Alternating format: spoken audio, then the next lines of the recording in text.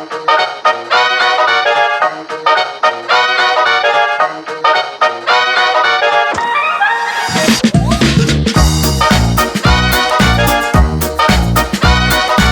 your towels. Thank you very much for the pickle ham. Secret spots are always a delight. Today we find ourselves in Greenwich, Connecticut at a secret spot called Greenwich and Delancey Delicatessen. I'm glad he remembers the name. This is my main man, Judd. Also supporting today is Isaac, Greenwich, Delancey Delicatessen, Greenwich, Connecticut. The name Delancey is often associated with delis, kosher style eateries around the country because it's part of that historical reference of kosher food in America. And then throw in some Greenwich, and I will tell you, this feels very Greenwich-like. It's a very cozy room, and you have a really cool concept. The expectations here are to help us define fine dining with an Eastern European flair as seen by the pickles and hot towels. We're gonna enjoy deli-style meats. So we're gonna start with something called matzo babka. Tell us what you think we're gonna try out. I'm just gonna jump right in. Some savory matzo brie right there. This is the matzo whipped in, and this is such a familiar Pesach identity. And I always eat it every year, and I'm like, why do I only eat this on Pesach? Why not eat it every day?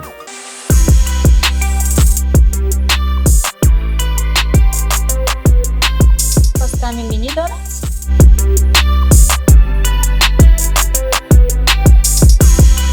This looks like something I definitely want to bite into.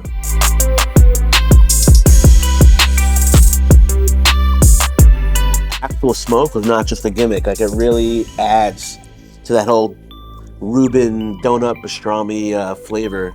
Banged it. It's a Reuben-esque donut. There's a touch of sweet in there that really pulls it all together. And just the right crunch, not too doughy. Deviled egg was always something I found in like an old like European bubbies like Shabbos. Shabbos for sure. This is done up pretty. It has, I think, shiitake mushrooms to lend a beautiful earthiness. Are you an egg kind of guy? Sure.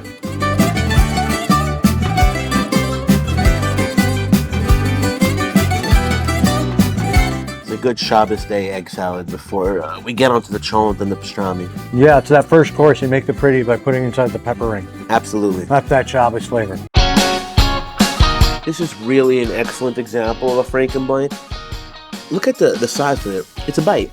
Not that awkward bite in, then it gets a little soggy situation. And that everything spice on top.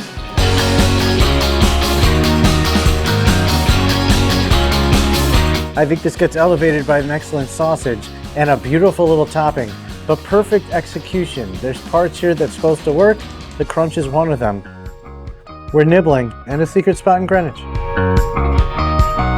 So what are we eating here? What am I about to bite into? Something called a blinchki, which is like a blintz that we know, but this Eastern European Russian bent, they got strong catering background, and it looks delicious, and the texture's spot, whatever it is. This is delicious. Wow, it's everything you want a beef blintz to be. What is that, like braised brisket inside? I'm tasting all sorts of like Yom Tov memories, but highlighted. With less trauma. That's Sadie's not shouting at me when I'm eating this one. Delightful. Certified, delightfully dank. There are certain standouts to a region's potato dishes. Russian potato dishes with the dill and the garlic, Bukhari and Uzbeki and that whole region. Double fried, crispy extra potatoes, way to go. I'm always going to splizzle some vinegar on there, you know. That's right. I mean, what if I didn't want that? I don't care. Yeah. Winner, winner, winner, winner. I like it. You've just been chef-handled.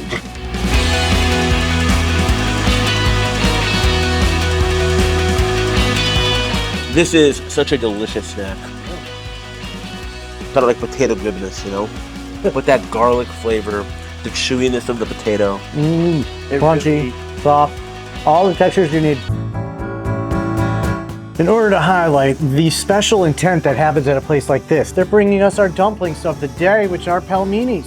Palminis are more Russian dumplings. These are so simple, flour, water, dough, hand-formed, incredibly delicate. Sour cream it up, then vinegar it up, and then usually in your face. to have an idea and understand a perfect texture is to try one of these palminis. There's the soft, delicate of the dough itself, but then the creamy soft of the chicken inside. These are genteel in the most beautiful of kind of ways.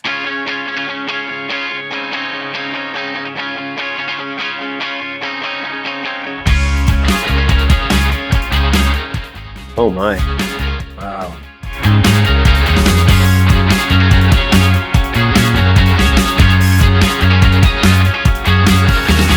We are in Greenwich, Connecticut. We are in a secret low-key spot, and we are afforded the service unlike any other place in the country.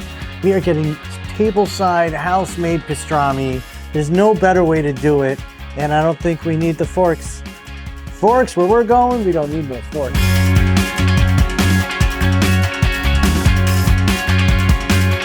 While I get ready for my sandwich, I'm joined here by Chef Tafe, a man we have really come to admire and appreciate. We're here in Greenwich. What is it like to own and operate a kosher establishment in Greenwich, which is not known for its kosher community? Made history. This is the first kosher establishment in the history of Greenwich, Connecticut. A lot of our clients are not kosher. They don't even know anything about kosher. They just love the food. We have a lot of Eastern European clients coming for the Ukrainian, Russian, Belarusian cuisine. It feels like my babushka's kitchen. I'm telling you, every time I'm here. I've been developing this pastrami for years, and I wanted to bring tableside, like you're getting a tableside steak. You're getting a nice piece of pastrami cut in front of you, so we want the pastrami to be piping hot, so there's no separation from the kitchen to the table, and you can enjoy it. Well, I feel pastrami special.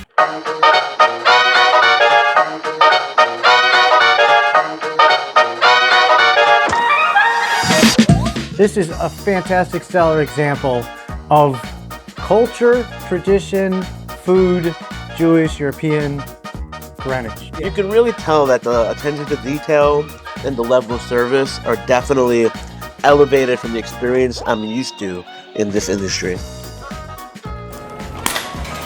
Greenwich and Delancey Delicatessen, Greenwich, Connecticut. High point of the day. High point for trip and kosher experiences. Well, trip and kosher always starts on a high point.